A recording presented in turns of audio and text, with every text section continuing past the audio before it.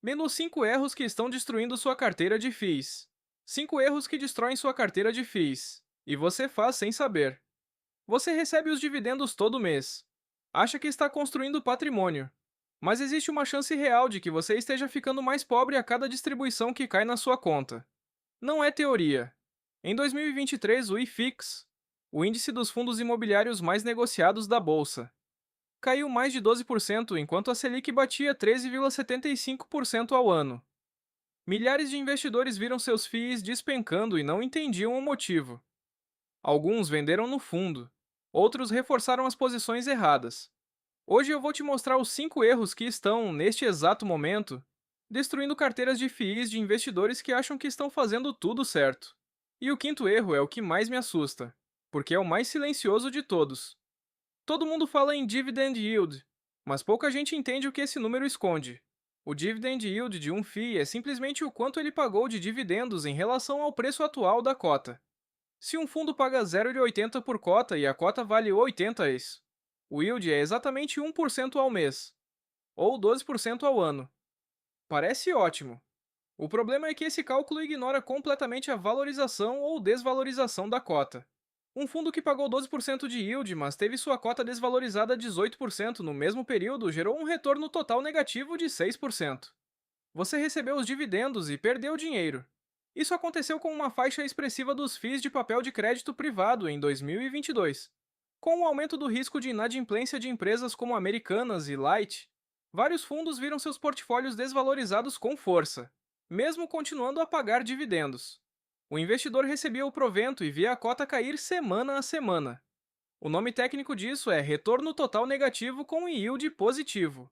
E é um dos golpes mais silenciosos que o mercado de FIIs aplica em quem só olha para o número do dividendo.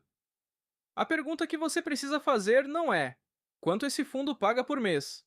A pergunta correta é: qual foi o retorno total desse fundo nos últimos 12, 24 e 36 meses, incluindo variação de cota? Se você não sabe responder isso sobre seus próprios FIIs, o problema número 2 vai fazer ainda mais sentido. Existe um investidor clássico no Brasil. Ele tem 23 FIIs na carteira. Acha que está super diversificado. E está completamente errado. Quando você olha por dentro desses 23 fundos, descobre que 14 deles são FIIs de papel.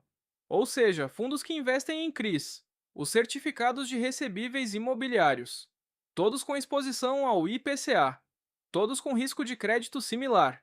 Todos correlacionados. Na prática, não é uma carteira com 23 ativos. É uma carteira com 3 ou 4 estratégias replicadas 23 vezes.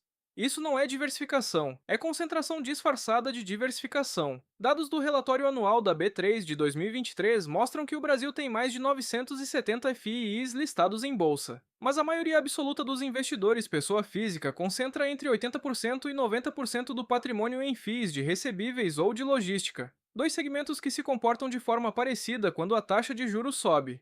Uma carteira verdadeiramente diversificada em FIIs precisa contemplar pelo menos 4 segmentos com lógicas distintas. Fundos de tijolo, como shoppings, lajes corporativas e galpões logísticos. Fundos de papel. CRI.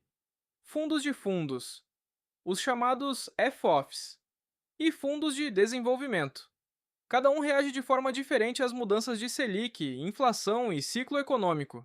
Se a sua carteira não tem essa separação clara, você está assumindo muito mais risco do que imagina. E esse risco fica escancarado no terceiro erro. Vacância é a porcentagem de um imóvel que está vazia, sem gerar receita. É o indicador mais importante para avaliar um FII de tijolo. E é o mais ignorado pelo investidor médio. Em 2024, os FIIs de lajes corporativas, aqueles que investem em escritórios comerciais, registraram taxa de vacância média de 22% em São Paulo, segundo dados da consultoria Buildings. Ou seja, quase um quarto do espaço dos portfólios não gerava nada. Mas o que gestores às vezes fazem é mascarar esse número com uma prática chamada renda garantida, onde o próprio fundo ou a incorporadora garante um aluguel artificial durante um período determinado. Você recebe o dividendo normal.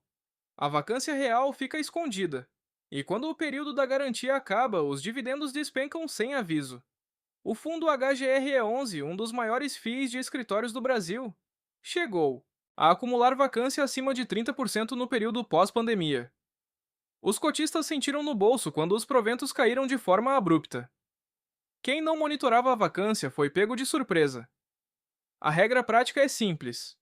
Qualquer FII de tijolo com vacância acima de 15% exige uma justificativa muito sólida para continuar na sua carteira, e você deve verificar esse número no relatório gerencial mensal, não no aplicativo de corretora, que raramente exibe essa informação com clareza. O erro número 4 vai além dos dados dos fundos. Ele começa na sua própria cabeça. Entre outubro de 2020 e agosto de 2021, o IFIX subiu mais de 25%. Todo mundo queria FI. Influenciadores de finanças chamavam de a melhor renda passiva do Brasil.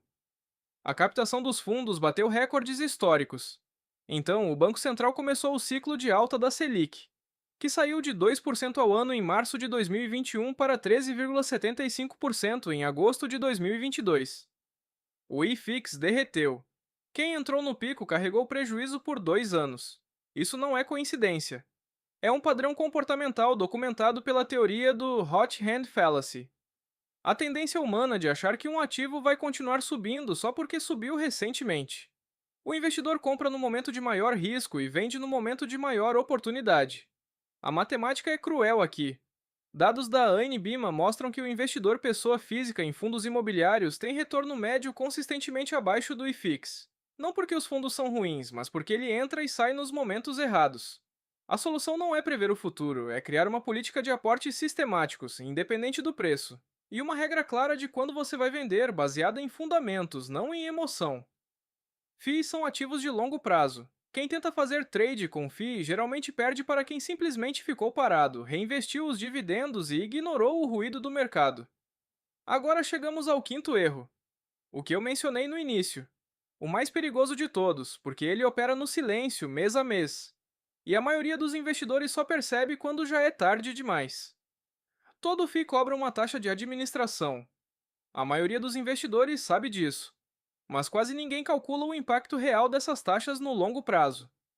A taxa média de administração dos FIIs brasileiros fica entre 0,8% e 1,5% ao ano sobre o patrimônio líquido. Em um fundo de papel de alto yield, digamos 13% ao ano, isso parece pequeno, mas em FIIs de desenvolvimento ou FOFs, você pode ter taxa de administração mais taxa de performance empilhadas, chegando a 2,5% ou até 3% ao ano. Vamos fazer a conta real. Numa carteira de R$ 200 mil em FIIs, com taxa média de 1,5% ao ano, você paga 3 mil ilhales por ano em taxas, sem perceber porque elas são descontadas antes de o dividendo chegar na sua conta. Em 10 anos, com reinvestimento, esse valor descontado pode representar mais de 40 mil ilhales em patrimônio que deixou de ser construído. E aqui está o ponto que ninguém fala. FOFs, os fundos de fundos, cobram taxa sobre taxa. Você paga a taxa do FOF e ainda arca, de forma indireta, com as taxas de todos os fundos que ele carrega na carteira. A taxa efetiva total pode facilmente ultrapassar 2% ao ano, em um ambiente onde o yield real líquido é de 9% ou 10%. Isso não significa que FOFs são ruins. Significa que você precisa saber exatamente quanto está pagando antes de alocar. E essa informação está no regulamento do fundo, não no prospecto simplificado que a corretora te manda. Este foi o erro que ficou aberto desde o início. O mais silencioso. O que opera no escuro todo mês, sem jamais aparecer no seu extrato com uma etiqueta de custo. Então, vamos recapitular o que você acabou de aprender. E o que pode mudar na sua carteira já nesta semana. Primeiro, pare de olhar só para o yield. Calcule o retorno total, incluindo variação de cota. Segundo, revise a diversificação real da sua carteira. Quantos segmentos diferentes você de fato tem? Terceiro, leia o relatório gerencial mensal dos seus FIIs de tijolo e monitore a vacância. Quarto, defina uma política de aportes sistemáticos e uma régua de venda baseada em fundamentos, não em emoção. E quinto, abra o regulamento de cada fundo e some todas as taxas que você está pagando. O número vai te surpreender. FII é um dos melhores veículos de geração de renda passiva que existe no Brasil. Mas ele pune quem não estuda. Aqui vai o meu desafio específico para você. Nos próximos 7 dias, escolha o maior FII da sua carteira. Aquele que você Aí tem. E verifique os 5 pontos que eu listei hoje. Apenas um fundo. 7 dias. E me conta nos comentários o que você descobriu. Pode ser revelador. Se esse vídeo te fez ver sua carteira de um jeito diferente, o próximo que eu vou soltar vai aprofundar exatamente como montar uma carteira de FIIs do zero, com critérios objetivos de seleção. Ativa o sininho, porque esse vídeo não vai aparecer no feed de quem não está inscrito. Título: 5 erros que destroem sua carteira de FIIs e você faz sem saber.